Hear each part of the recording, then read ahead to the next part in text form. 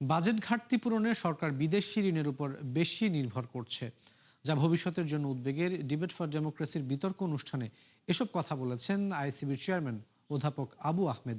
তিনি বলেন যে দেশীয় সম্পদের সঠিক ব্যবহার নিশ্চিত না করলে পরিবর্তন আসবে না। বাজেটে বাড়তি পরিচালন ব্যয়কে দুশ্চিন্তার কারণ উল্লেখ করে তিনি বলেছেন যে এটি কাঙ্ক্ষিত পর্যায়ে নামিয়ে আনতে হবে। জানান, বর্তমান সরকার আইএমএফ থেকে ঋণ নিতে উৎসাহী না, বিনিয়োগকারীদের আস্থা ফেরাতে জ্বালানি নিরাপত্তার পাশাপাশি অবকাঠামোগত সুবিধা নিশ্চিত করার কথা বলেছেন আবু আহমেদ।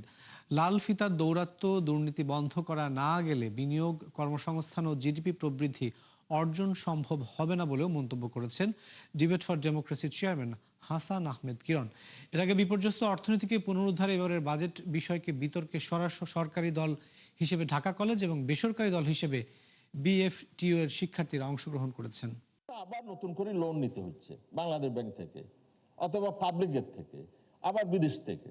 এবারে বোধহয় 46% অফ যেটা বাজেট ঘাটতি আছে সেটা এক্সটার্নাল সোর্স থেকে নেওয়া হবে, বাদ বাকিটা ইন্টারনাল সোর্স থেকে নেওয়া হবে।